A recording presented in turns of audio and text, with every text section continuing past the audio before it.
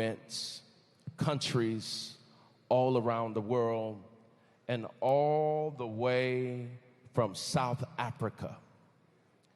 If we can please all stand and welcome the President of South Africa, Cyril Ramaphosa.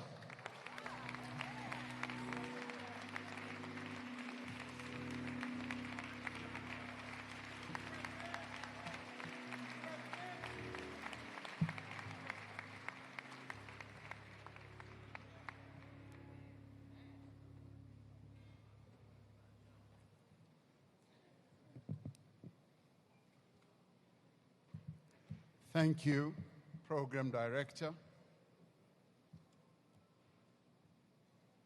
The family of the late Reverend Jesse Jackson, congressmen and women who are here present, Mayor of Chicago and the leadership of this organization, friends and colleagues. Program Director, I heard you say that if you are not a Jackson, you can only speak for 2 minutes. But I have traveled 14,000 kilometers.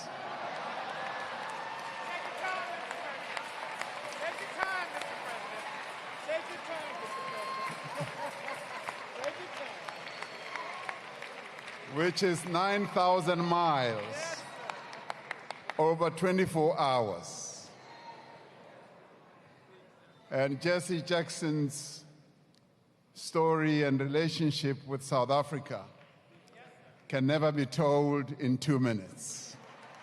So indulge me in my 30 minutes. I will tell the story.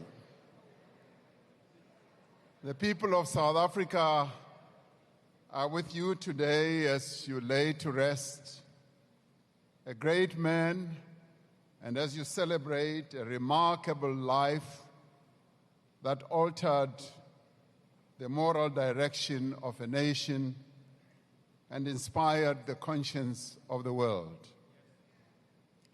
We are here to join you as you say farewell to a man who carried a message of hope from the streets of Chicago to the streets of Soweto in Johannesburg.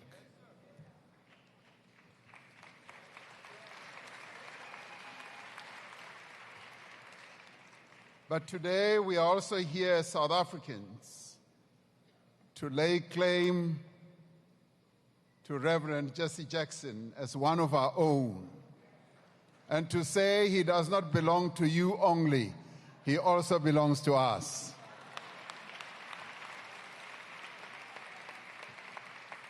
But we lay claim on him because he first laid claim on us. He chose us. You may ask, how can a son of South Carolina belong to the people of Soweto? How can a man born in segregated African American or American South be claimed by the people of a faraway land that was bedeviled by the racist system of apartheid? Well, I'll tell you how, and I'll tell you why.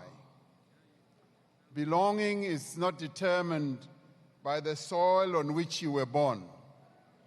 Belonging is determined by the soil on which you choose to join the fight against an evil system in the long and painful years of our struggle, when the voices of our people were often silenced. Jesse Jackson chose to belong to us by raising his voice against apartheid on our behalf.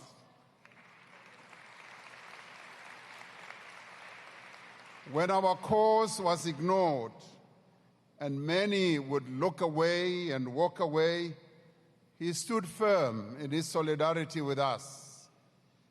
He looked at a people he had never met and said, Your pain is my pain. The chains that bind you are my chains. Your struggle for freedom is my struggle as well. And for this, the people of South Africa remember him not as a distant friend, but as a brother in the struggle for justice and freedom. That is why we claim him as ours too today. Jesse Jackson was an African. We lay claim to him because he was an African. Pledging his solidarity with our struggle did make him one of us, an African, an African American. Ours, not only yours. He epitomized the image that was depicted by one of the key founders of the African National Congress, Pixley Kaisa Kaseme, who delivered a most famous speech in 1906 here in the United States when he was a student at Columbia University. And he said, "I am an African, and I set my pride in my race against a hostile public opinion. The brighter day is rising upon Africa. Already I seem to see her chains dissolved." That speech captured the spirit of African pride and hope. That is what Jesse Jackson meant to South Africa and Africa. Hence we stand here and say he belonged to us. Jesse Jackson stood with the people of South Africa during our darkest days and hours against apartheid.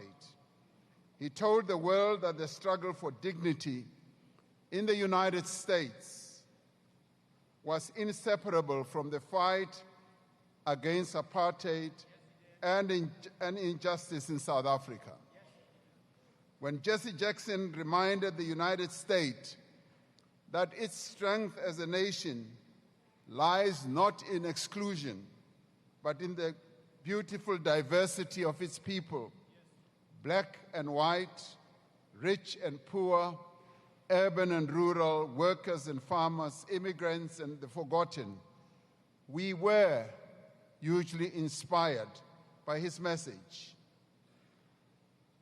Nelson Mandela and his comrades were hugely inspired too by Jesse Jackson whilst they were serving life sentences on Robben Island, as they observed how Jesse Jackson carried out our struggle for justice beyond the borders of the United States. He was a voice that refused to be silenced when silence would have been easier. A voice that preached a message of hope from the streets of Chicago to the dusty streets of Gugulethu in Cape Town in South Africa. That justice was not a privilege for the few, but a birthright for all. His rallying call, "Keep Hope Alive," became a compass of our struggle and gave us hope for victory over the evil system of apartheid, exclusion, division, and oppression. Yes, Jesse Jackson expressed his solidarity with us when he visited for the first time South Africa and came to Soweto 47 years ago after the killing of Steve Biko in apartheid police cells. He drew massive crowds at rallies in Soweto, where he famously declared, as though he was a prophet, and indeed he was. He said, "This land is changing hands."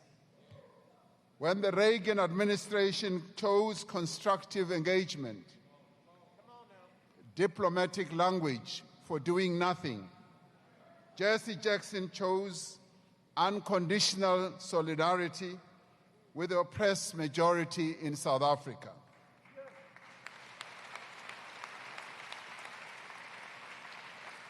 He became the most visible American public figure advocating for comprehensive pressure and economic sanctions against apartheid South Africa.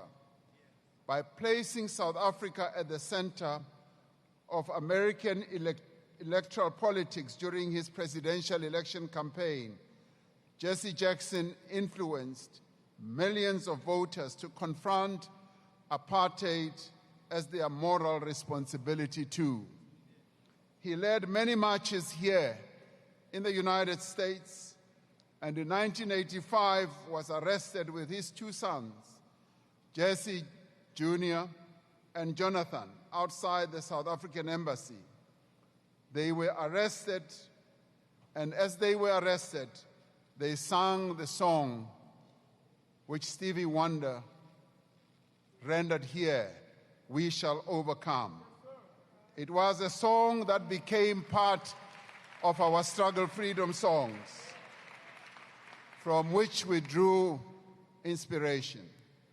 He took the fight against apartheid globally. On the 2nd of November, 1985, he marched with the ANC President Oliver Tambo, anti-apartheid movement President Trevor Huddleston, and more than 150,000 people in what was one of the largest anti-apartheid demonstrations ever held in Britain.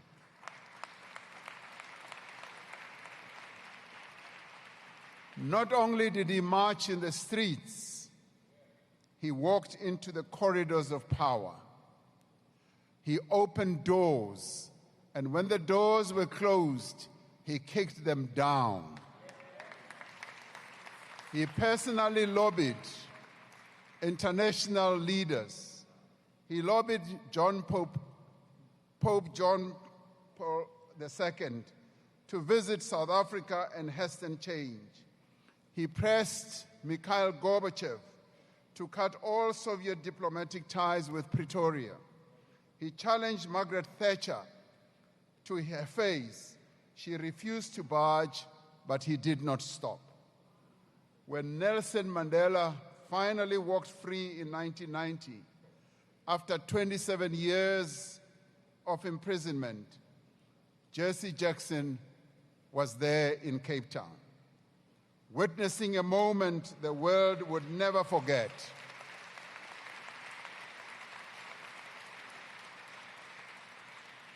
He described the atmosphere as a release of glee and joy, as millions celebrated not only the freedom of a man, but the rising hope of a nation, the South African nation.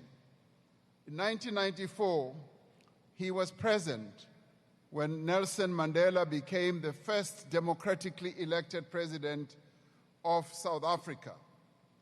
Jesse Jackson kept returning after 1994, when many of his contemporaries moved on.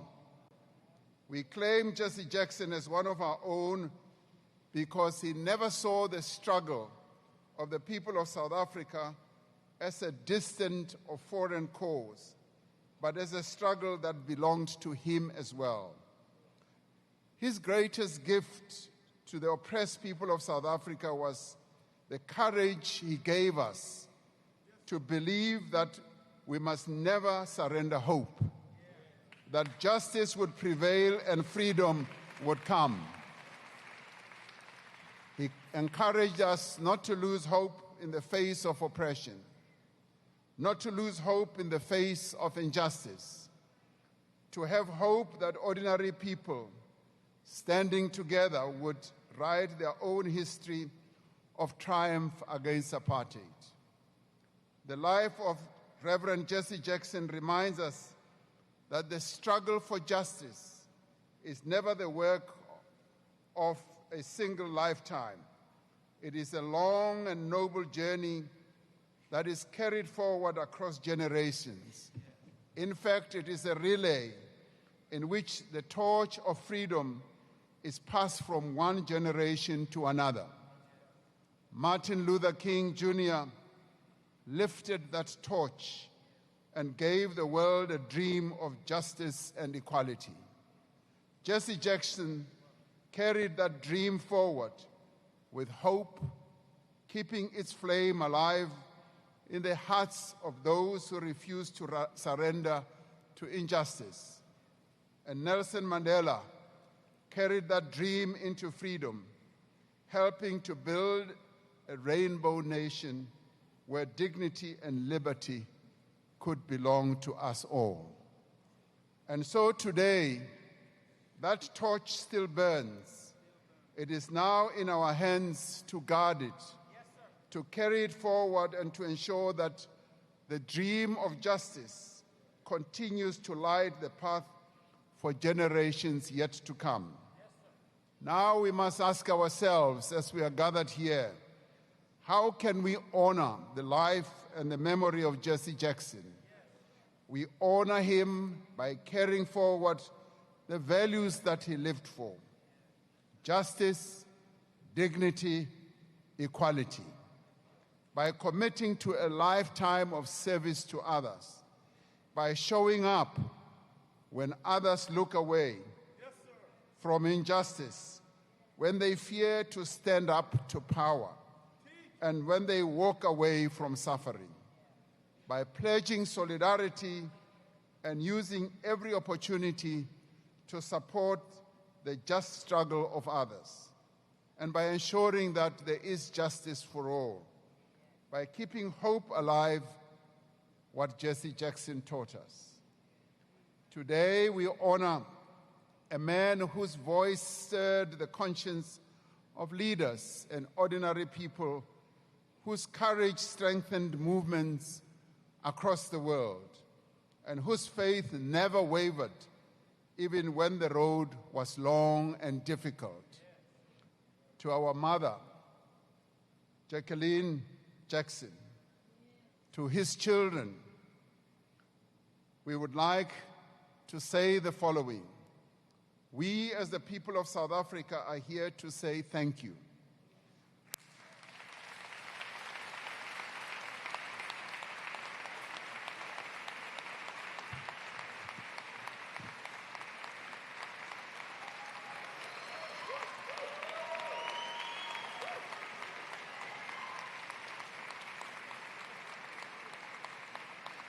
The African National Congress, the organization I lead, with which Jesse Jackson worked closely with, also says thank you. We are here not only in mourning, but in gratitude, deep, abiding, and unrepayable gratitude. You gave us your husband, your father, your patriarch. You shared him across an ocean and across continents, across marches and prison gates and inauguration days. When South Africa needed a friend in the corridors of power, you allowed Jesse Jackson to be that friend. His support meant that when our people were tear-gassed in Soweto, someone in America was weeping with us. It meant that when our leaders sat in prison cells on Robben Island, someone was standing in the capitals of the world, in Washington and in London, saying Nelson Mandela and his comrades are not terrorists or criminals, they are freedom fighters, and saying that the world must listen and act. We are grateful that on the day that Nelson Mandela walked free, on that historic and miraculous day, Jesse Jackson was standing in the sunlight with us, not because it was required of him, but because it was in him to witness the emergence of the South Africa he had campaigned for, a South Africa he had been arrested for, that he struggled for and prophesied about in Soweto in 1979. We honor him for his enduring commitment, his expression of real love, sacrificial love, the commitment he displayed did not wait to be invited. It made him simply show up. And Jesse Jackson always showed up without anyone's permission. He showed up for South Africa, and he showed up again and again and again. Long after the cameras had moved on, long after sanctions were won, long after apartheid had been defeated and relegated to the ash heap of history, Jesse Jackson kept coming back to express his gratitude. As a free nation, South Africa awarded him the Order of the Companions of O.R. Tambo, one of the highest honors that we bestow on someone who struggled with us. But truth be said, no medal, no honor, no citation is important enough to express what Jesse Jackson gave and meant to us. What he gave to us cannot be framed and hung on a wall. It lives in our Constitution today. It lives in our freedom. It lives in the hearts of our people. That is why we are here today, to carry Jesse Jackson's spirit home with us. For the hope he nurtured, the courage that he inspired, and the solidarity that he showed to our people must not end with this moment.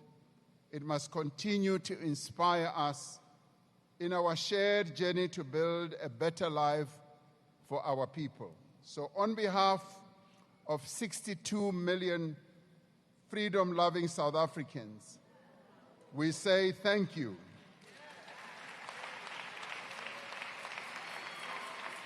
We say, go well, Reverend, go well. The ancestors, Martin Luther King, John Lewis, Malcolm X, Nelson Mandela, Oliver Tambo, Winnie Mandela, and many others, both here and in South Africa, have been waiting to embrace you. And we, the people of the Rainbow Nation, that you, Jesse Jackson, helped to build, salute you, and we say power to you. But we also say, rise, African Jesse Jackson, rise. And we say, rest, African Jesse Jackson, and thank you, we thank you eternally for your support for our struggle. Thank you to all of you. Thank you.